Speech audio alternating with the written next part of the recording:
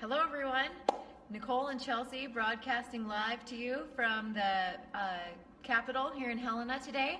We actually have kind of a treat for you because we are sitting in one of the hearing rooms that's actually right next door to where the Department of Livestock budget is being heard.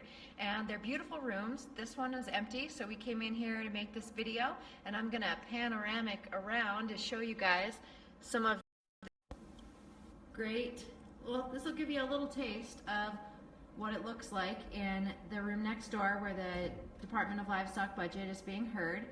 As you can see, there's these great paintings up on the top of the walls and beautiful glass ceiling and these old chandeliers. And this is where the committee would be sitting. And this is the podium where people would be testifying. And this is where we would be sitting. So interesting, maybe, hopefully, for you guys. If that doesn't rivet you, Chelcie is going to talk to you about what is going on. Yes, good morning, everybody. So like Nicole said, we are directly next door from the Department of Livestock budget hearing, and we kind of just borrowed this committee room, so hopefully no one comes in and kicks us out mid-video. We'll see. So the Department of Livestock has been having their budget hearings since Wednesday. They had 9 hours slated for budget hearings, and we'll probably take up all 9 of those hours. Albeit the budget hearings have been really, really positive. The department has done a really good job. As a little bit of an update and history, you guys may recall from the last legislative session when the Department of Livestock was really facing a financial crisis. And the legislature was holding their feet to the fire and saying, you've got a major problem and you need to fix it. And industry stepped up, the Department of Livestock stepped up, the Board of Livestock stepped up, and there was a group of individuals that did a whole lot of work in this last interim to sort of get the ship righted and get them back on track. Is it 100% better than it was? No, they still have work to do, but it is a complete 180 from where we were 2 years ago. But as a result of that situation 2 years ago, the Department of Livestock was given what is called a one-time only budget. Basically means that they have to build a budget every year from zero, which is what most of us in the private sector do, but is not typically how government does their budgeting. So for this session's budget hearings, the Department of Livestock had to come in for every single division, and if the budget committee wanted to know how much the brands division paid on pens and pencils in the last 2 years, they told them. And so it involves a very high level of detail. It's a ton of work. And I think they did a great job. The committee has been asking great questions and been very receptive of the work that the department has put back in front of them. And we're hoping that out of this budget hearing, they will be restored to kind of a base level funding budget, which means that going forward, they don't have to come back in and justify and defend every single dime that they spend in the department. So that's what we're hoping to get. The budget hearings will conclude this morning, and it'll still be probably another couple weeks before we see much action taken on their budget. So that'll just be a process that remains pretty fluid throughout the session. The other budgets that we followed this week were the Extension Service budget and the Montana Agriculture Experiment Station budget through MSU. Those hearings were both yesterday. Both went very, very well. There was a lot of strong support for both of those entities. Specifically the Extension Service, they are looking to receive some pretty substantial cuts this year to their budget, as are a lot of agencies and programs. It is a very tight budget year in the state of Montana, and people are learning to adapt. However, Extension's been dealt a pretty significant cut that's right under just shy of 10%. And so that will affect them, if that entire cut is instituted, that will affect a couple research positions, that will begin to cut into personnel, and basically the services that Extension has to offer. And so we went in to support that and just really reiterate and echo how important Extension is to the vitality of rural Montana, whether it be the agriculture sector, our youth through programs like 4-H, or the community programs that they do all across the state. And so that's one area where we would encourage members to really reach out to that committee. That is the Long Range Planning Budget Subcommittee. and we can help you figure out how to get a hold of those people, because the appropriations process can be kind of mind-boggling at times. So we would encourage folks to reach out and just really be as supportive as possible to that extension budget.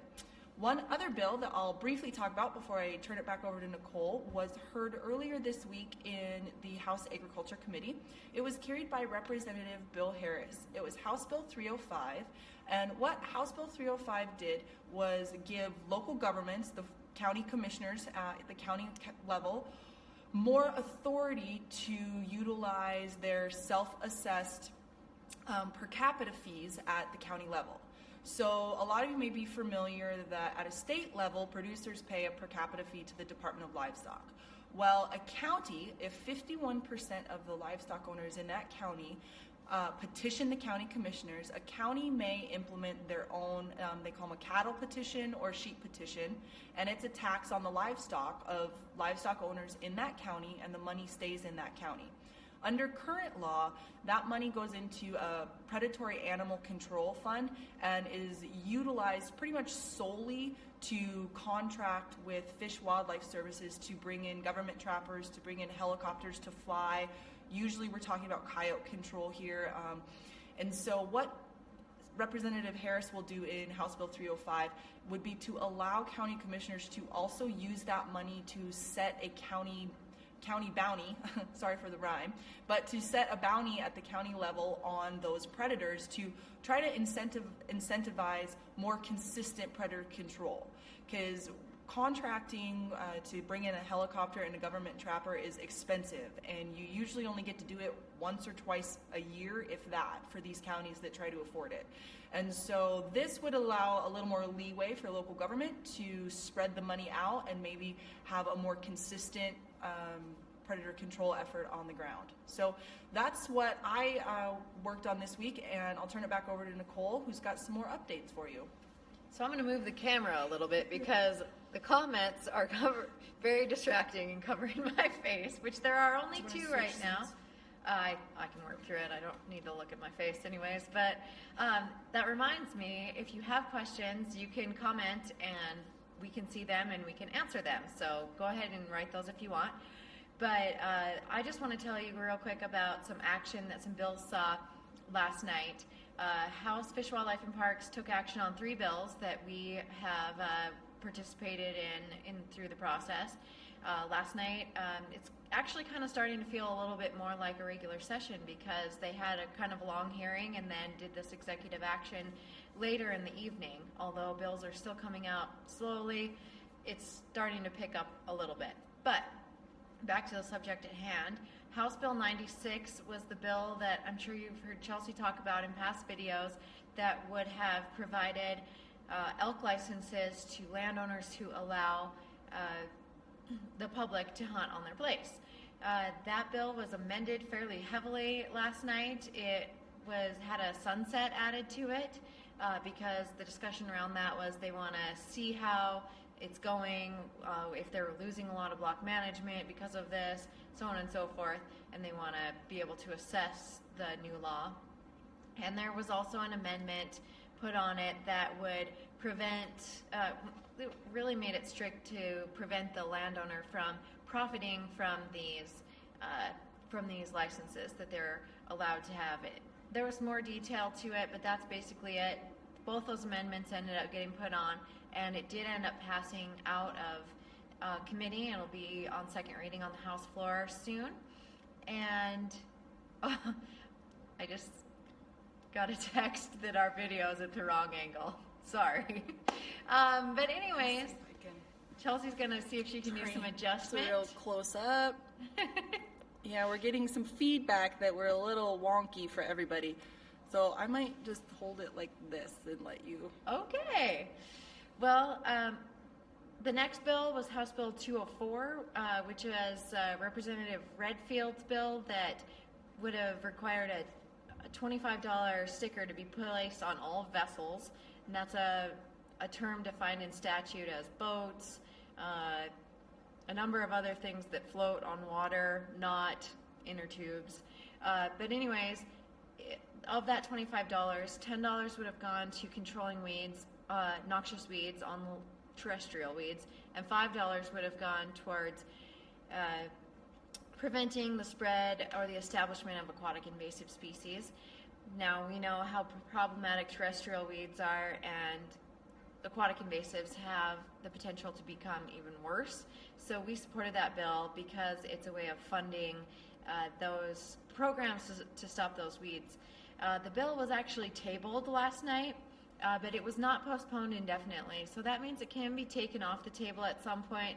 There are a large number of weed bills this session, and I think there's going to be a lot of discussion about which one is going to be end up being the vehicle for finding some additional money to control these weeds. So that one's kind of hanging out there, but for now it's sitting on the table. Another bill was House Bill 243. This was a bill that would have made it a misdemeanor for a landowner to allow an outfitter to cross their private property to access an isolated state section unless they were also allowing the public to make that. It also prohibited the Department of Natural Resources from even issuing these special use permits that outfitters pay to use these isolated state sections. So, as you, I'm sure, can understand, we were very strong in opposition to that because it's such a blatant attack on private property rights. And secondarily, when you're reducing the Department of Natural Resources' ability to raise money on the state school trust, that's problematic. So we opposed that bill. It also was tabled and indefinitely postponed last night. So that's a good thing. We'll keep an eye on things, on issues like that, because that was a bill from last session. It came back this session. So we'll be continuing to watch that and a number of other things, but this has gone quite long. So I'm going to sign off now unless Chelcie has anything to add. Have a good week, everybody. Bye. Bye.